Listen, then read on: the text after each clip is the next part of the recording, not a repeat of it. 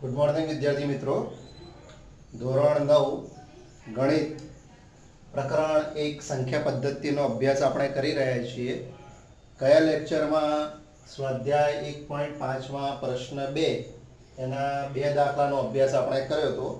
હવે આજે આગળ ત્રીજા દાખલાનો અભ્યાસ કરીએ.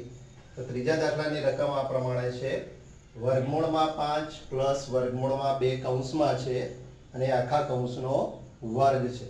તો વિદ્યાર્થી મિત્રો, તમે અગાઉના ધોરણમાં પૂર્ણ વર્ગ પદાવલી એટલે કે દ્વિપદીનો વર્ગ, તો દ્વિપદીના વર્ગનું સૂત્ર ભણી ગયા છો. તો આ પ્રમાણેનું સૂત્ર તમે ભણ્યા હતા: a પ્લસ બી આખા કૌંસનો વર્ગ. તો a પ્લસ બી આખા કૌંસનો વર્ગ, તો આનું વિસ્તરણ આપણે કઈ રીતે કરતા હતા? a નો વર્ગ એટલે કે પ્રથમ પદનો વર્ગ પ્લસ 2ab,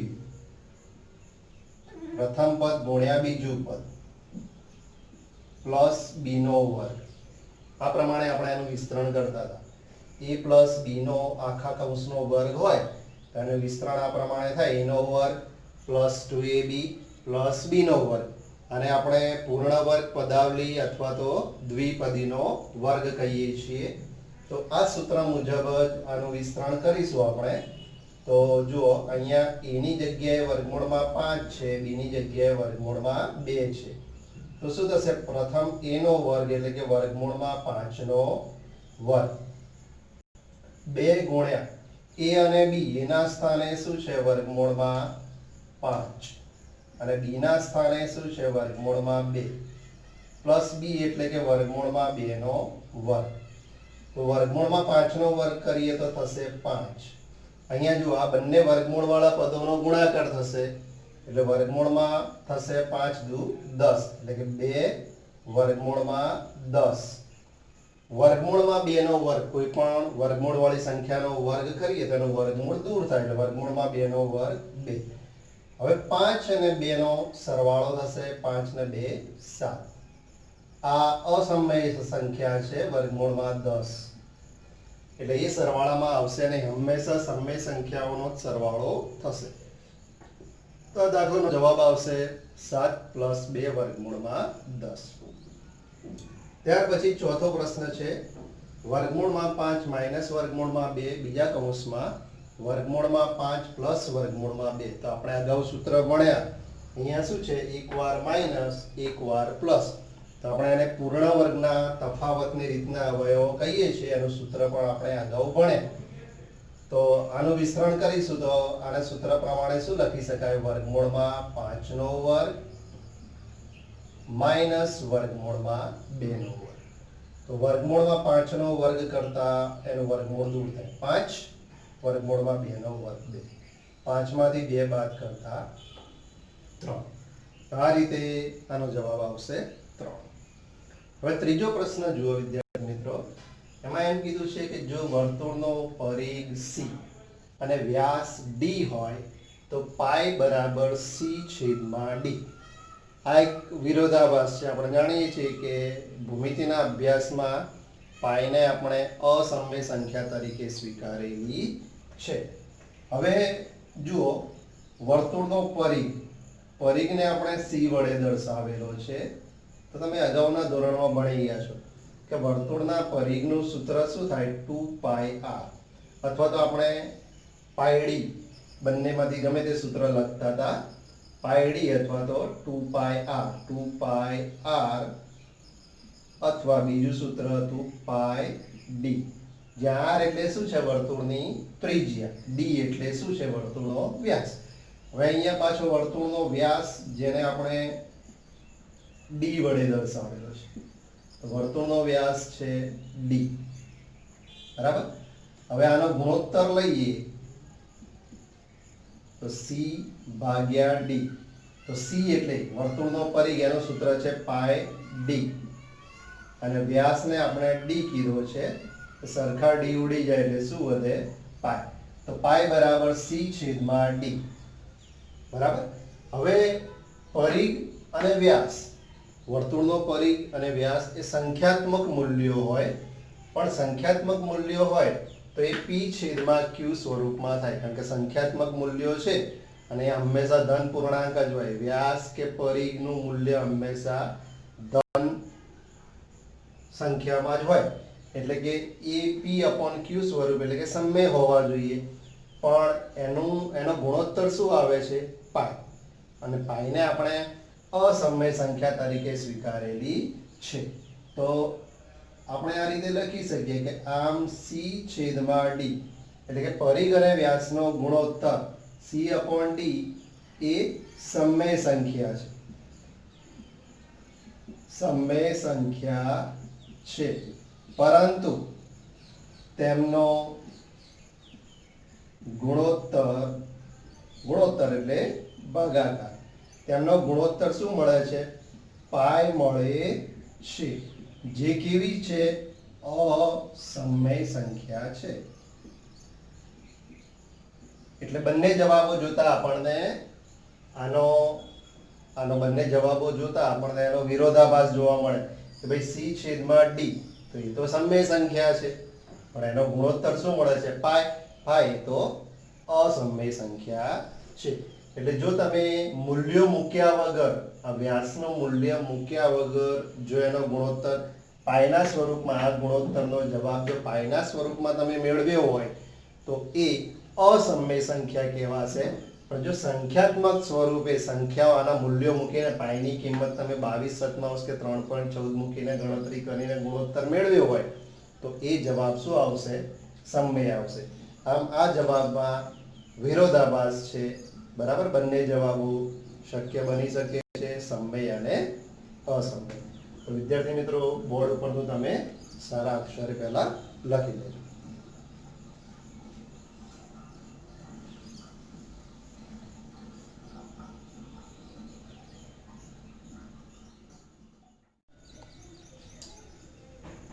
ચોથો દાખલો સમજીએ 1.5 નો. એ પહેલા એક ઉદાહરણ સમજી લઈએ વિદ્યાર્થી મિત્રો. ધ્યાન રાખજો.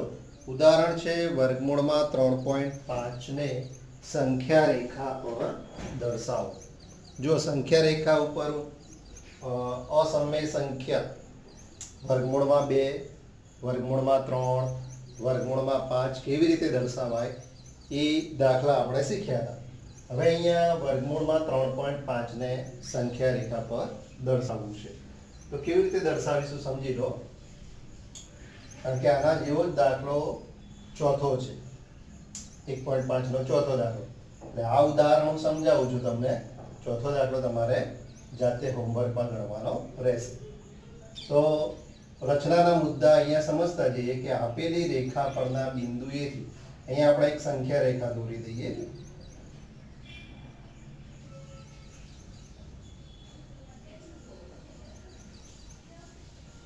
આ રીતે એક સંખ્યા રેખા છે. આપેલી સંખ્યા રેખા પરના બિંદુએથી અહીંયા આપણે એક બિંદુ દર્શાવીશું A. બિંદુ A થી 3.5 એકમ દૂર. હવે 3.5 એકમ છે એટલે તમે 3.5 સેમી માપ લઈ શકો. તો એ બિંદુથી 3.5 સેમી અંતરે, 3.5 સેમી અંતરે આપણે એક બિંદુ કયું લઈશું? B. બિંદુ A થી 3.5 સેમી અંતરે બિંદુ B. આ જે માપ છે 3.5 એકમ એટલે કે 3.5 સેમી છે. આટલું માપ એટલે કે AB બરાબર 3.5 એકમ થશે. B થી 1 એકમ અંતરે, 1 એકમ એટલે આપણે 1 સેન્ટીમીટર માપ લઈશું. B થી 1 એકમ અંતરે બિંદુ કયું લઈશું? C. તો આ માપ 1 એકમ છે એટલે કે 1 સેન્ટીમીટર માપ છે. તો B થી C નું અંતર BC બરાબર 1 એકમ થશે. હવે AC નું મધ્ય બિંદુ O મેળવો. હવે AC નું મધ્ય બિંદુ આપણે કેવી રીતે મેળવી શકીએ વિદ્યાર્થી મિત્રો સમજજો. તમારે અહીંયા એ બિંદુ આગળ પરિકર મૂકવાનું, A થી C સુધીનું માપ લેવાનું.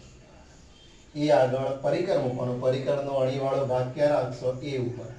A થી C સુધીનું માપ લઈ એક ચાપ ઉપર એક ચાપ નીચે. ધારો કે A ને કેન્દ્ર રાખી A થી C જેટલું માપ લઈને આપણે ચાપ દોરીએ તો એક ચાપ ઉપર એક ચાપ નીચે આ રીતે આવે છે.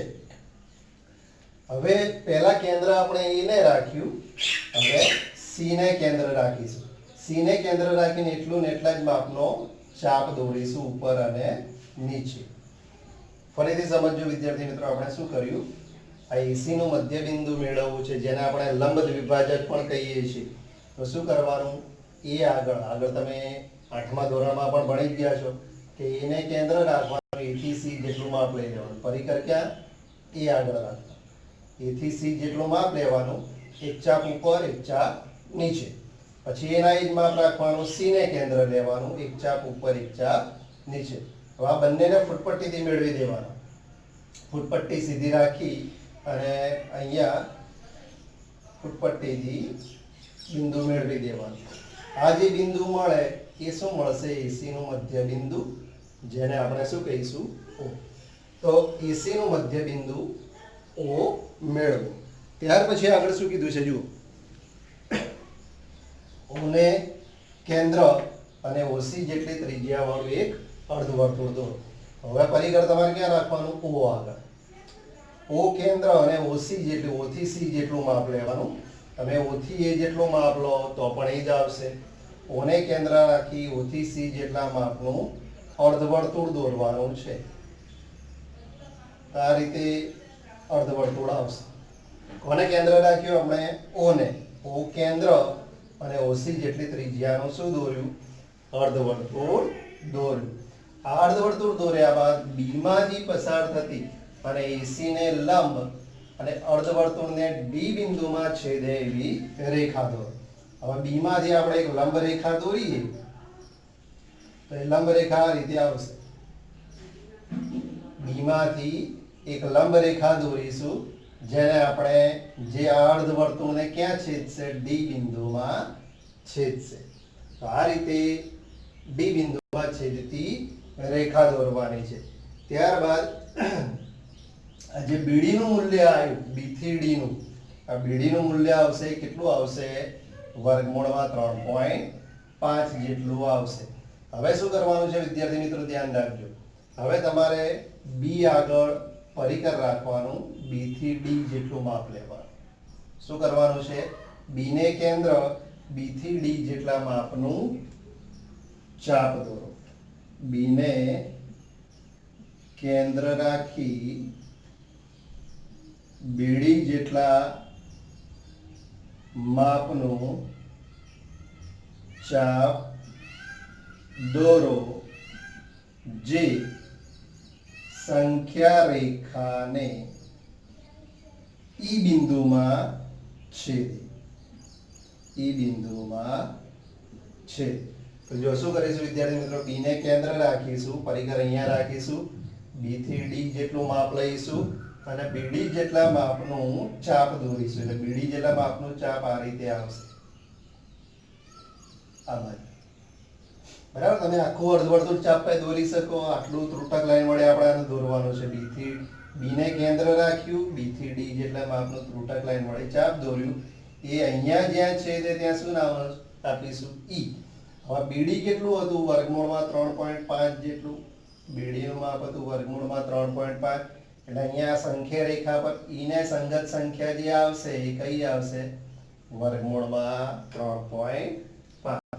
જે સંખ્યા રેખાને E બિંદુમાં છેદે, બિંદુ E ને સંગત સંખ્યા,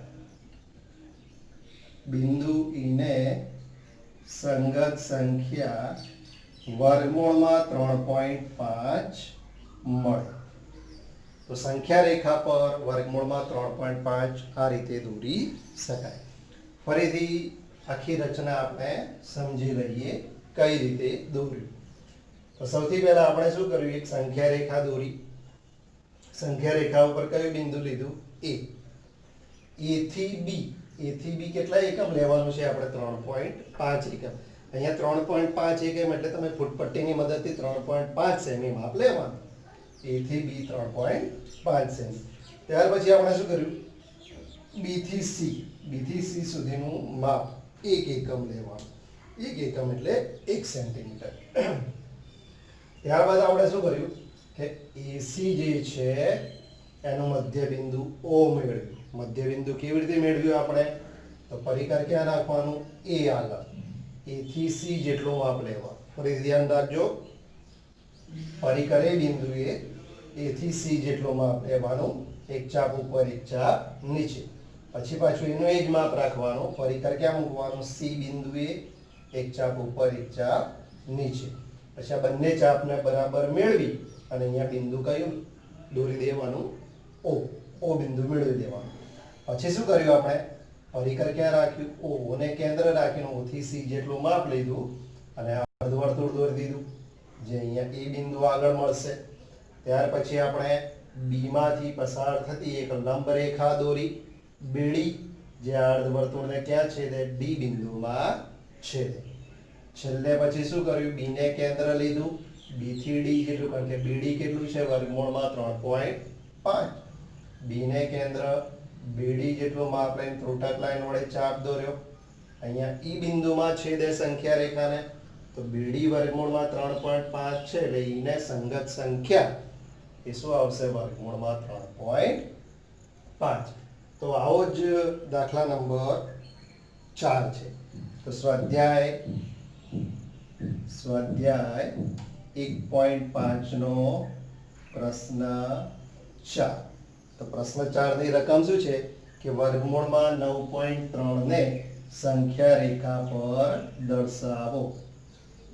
વર્ગમૂળમાં 9.3 ને સંખ્યા રેખા પર દર્શાવો. તો વિદ્યાર્થી મિત્રો તમને ખબર પડી ગઈ ને હવે, જેમ અહીંયા આપણે a થી b 3.5 એકમ માપ લીધું હતું, તો આ દાખલામાં તમારે કેટલું લેવાનું આવશે, a થી b 9.3 સેમી એટલે 9 સેમી ઉપર બીજા 3 કાપા આવશે. પછી BC તો આપણે એક એકમ જ લેવાનું છે અગાઉની જેમ જ, અને બાકીની રચના આ રીતે દોરવાની છે. તો આ દાખલો તમને હોમવર્કમાં આપવામાં આવે છે, જે આ રચના આપણે શીખવાડી ઉદાહરણની એ જ પ્રમાણે દોરવાનું છે. એટલે પરીક્ષામાં તમને આવો આખો દાખલો 3 ગુણ કે 4 ગુણમાં પૂછાઈ શકે. તો આની બરાબર વ્યવસ્થિત તૈયારી કરજો, રચનાના મુદ્દા બરાબર સમજજો અને એની દોરીને વારંવાર પ્રેક્ટિસ કરજો. વિડિયો લેક્ચર બરોબર જોજો અને રિપીટ કરજો એટલે તમને ખબર પડતી રહેશે, કારણ કે આખી રચના મેં 2 વખત સમજાવી છે. એટલે બરાબર સમજજો અને વધુમાં વધુ પ્રેક્ટિસ કરજો. બોર્ડ ઉપરનું લખી દો પહેલા.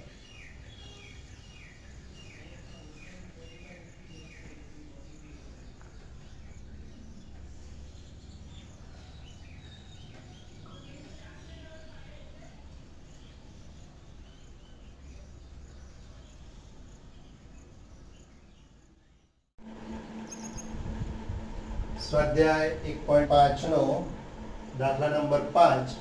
આપેલ સંખ્યાઓના છેદનું સમયકરણ કરો. છેદનું સમયકરણ, વિદ્યાર્થી મિત્રો શબ્દ બરાબર સમજજો. છેદનું સમયકરણ એટલે છેદને સમય બનાવવો. અહીંયા છેદમાં જે સંખ્યાઓ આપેલી છે એ બધી અસમય છે. આપણે માત્ર છેદને સમય બનાવવાનો છે. તો છેદનું સમયકરણ કેવી રીતે થાય બરાબર સમજી લો. તો આપણે અહીંયા શું કરીશું, જુઓ, 1 ના છેદમાં વર્ગમૂળમાં 7 છે. વર્ગમૂળમાં 7 છેદ છે જે અસમય છે. તો એને સમય બનાવવો હોય તો આપણે શું કરીશું, એની એક સંખ્યા વડે ગુણીશું. એટલે કે વર્ગમૂળમાં 7 વડે ગુણવાના અને એટલા જ વડે ભાગવાના. અંશ અને છેદને એની એક સંખ્યા વડે ગુણીને ભાગીશું. તો વર્ગમૂળમાં 7 ગુણ્યા 1 કરો તો શું બનશે, વર્ગમૂળમાં 7. વર્ગમૂળમાં 7 ગુણ્યા વર્ગમૂળમાં 7 કરો તો આપણે ભણી ગયા છે બે સરખા વર્ગમૂળ વાળી સંખ્યાઓનો ગુણાકાર કરો તો એનું વર્ગમૂળ દૂર થાય. એટલે કે વર્ગમૂળમાં 7 ગુણ્યા વર્ગમૂળમાં 7 કેટલા બનશે, 7. તો આ પ્રમાણે જુઓ, 7 એક એવી સંખ્યા બની, છેદમાં 7 છે ને, એક એવી સંખ્યા બની, સમય બની, એટલે કે છેદ સમય બની ગયો. બીજો દાખલો છે 1 ના છેદમાં વર્ગમૂળમાં 7 માઈનસ વર્ગમૂળમાં 6. તો વિદ્યાર્થી મિત્રો તમે તફાવતની પૂર્ણ વર્ગના તફાવતનું સૂત્ર ભણ્યા હતા, a minus b a plus b. તો એનું વિસ્તરણ આપણે શું કરતા હતા, a નો વર્ગ માઈનસ b નો વર્ગ. તો એ સૂત્ર મુજબ આપણે અહીંયા એ નિયમનો ઉપયોગ કરીશું. અહીંયા માઈનસ જ્યારે વચ્ચે હોય, બે અસમય સંખ્યાઓની વચ્ચે માઈનસ હોય અને એ છેદનું જો સમયકરણ કરવું હોય તો આપણે પૂર્ણ વર્ગના તફાવતની જેમ કરવાનું. એટલે કે માઈનસ વાળું પદ હોય તો એના પ્લસ વાળા પદ વડે ગુણવાના, ભાગવાના. જો પ્લસ વાળું છેદમાં પદ હોય તો વચ્ચે માઇનસ વાળા પદ વડે ગુણવાના ભાગવાના. જેમ કે 1/7 માઇનસ વર્ગમૂળમાં 6 છે. તો આપણે આને શું કરીશું? માઇનસ વાળું પદ છે વર્ગમૂળમાં 7 પ્લસ વર્ગમૂળમાં 6 વડે ગુણવાના અને એટલા જ વડે ભાગવાના. છેદની અંદર તફાવતની રીત પ્રમાણેનું સૂત્ર થવું જોઈએ. જો અહીંયા થઈ ગયું એકવાર માઇનસ એકવાર પ્લસ. અંશ એકની સાથે ગુણાય એટલે તો એનો એ જ રહેશે. પણ છેદમાં જુઓ a minus b a plus b એટલે પૂર્ણ વર્ગના તફાવતની રીત થઈ. જેને આપણે આ પ્રમાણે લખી શકીએ વર્ગમૂળમાં 7 નો વર્ગ માઇનસ વર્ગમૂળમાં 6 નો વર્ગ. એટલે કે વર્ગમૂળમાં 7 પ્લસ વર્ગમૂળમાં 6. વર્ગમૂળમાં 7 નો વર્ગ કરો તો કેટલો થાય? 7 વર્ગમૂળમાં 6 નો વર્ગ 6. હવે 7 માંથી 6 બાદ કરતા શું વધે? 1. વર્ગમૂળમાં 7 પ્લસ વર્ગમૂળમાં 6. 7 માંથી 6 બાદ કરતા 1. એટલે કે છેદ સમય થઈ ગયો. એક એવી સંખ્યા છે સમય. એ જ પ્રમાણે આ દાખલો છે. 1 ના છેદમાં વર્ગમૂળમાં 5 પ્લસ વર્ગમૂળમાં 2. તો અહીંયા જો છેદમાં પ્લસ વાળા પદો છે તો તફાવતની રીત કરવા માટે પ્લસ તો છે, તો હવે આપણે એને માઇનસ વડે ગુણવાના. વચ્ચે માઇનસ આવે એવી રીતે ગુણવાના અને એટલા વડે ભાગવાના. અંશ જુઓ નીચે છેદમાં થઈ ગયું ને, એકવાર પ્લસ એકવાર માઇનસ. અંશ તો એકની સાથે ગુણાય એટલે વર્ગમૂળમાં 5 માઇનસ વર્ગમૂળમાં 2. પણ છેદમાં જુઓ તફાવતની રીત થઈ વર્ગમૂળમાં 5 નો વર્ગ માઇનસ વર્ગમૂળમાં 2 નો વર્ગ. વર્ગમૂળમાં 5 માઇનસ વર્ગમૂળમાં 2 અને વર્ગમૂળમાં 5 નો વર્ગ કેટલો થશે? 5. વર્ગમૂળમાં 2 નો વર્ગ 2. 5 માંથી 2 બાદ કરતા 5 માંથી 2 બાદ કરો તો શું વધે? 3. એટલે છેદ કેવો થઈ ગયો? સમય બની ગયો. એ જ રીતે ચોથો પ્રશ્ન છે. એમાં 1 ના છેદમાં વર્ગમૂળમાં 7 માઇનસ 2 છે. છેદમાં જો માઇનસ વાળું પદ છે એને આપણે શું કરીશું? તફાવતની રીત થવા માટે √7 પ્લસ 2 વડે ગુણો ને એટલા વડે ભાગો. હવે આ એકની સાથે અંશ ગુણાય એટલે એનો એ જ રહેશે વર્ગમૂળમાં 7 પ્લસ 2. અને નીચે જો તફાવતની રીત બને છે વર્ગમૂળમાં 7 નો વર્ગ માઇનસ 2 નો વર્ગ. તો વર્ગમૂળમાં 7 પ્લસ 2. વર્ગમૂળમાં 7 નો વર્ગ કેટલો થશે? 7. 2 નો વર્ગ 7. વર્ગમૂળમાં 7 પ્લસ 2. 7 માંથી 4 બાદ કરતા 3. અહીંયા પણ છેદ કેવો બની ગયો? સમય.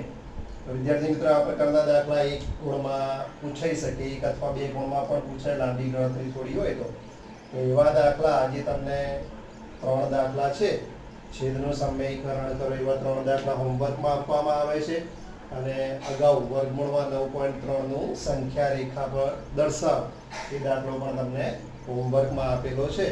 તો આ પ્રમાણેનું હોમવર્ક કરજો અને આ દાખલાઓની પ્રેક્ટિસ કરજો. Good bye.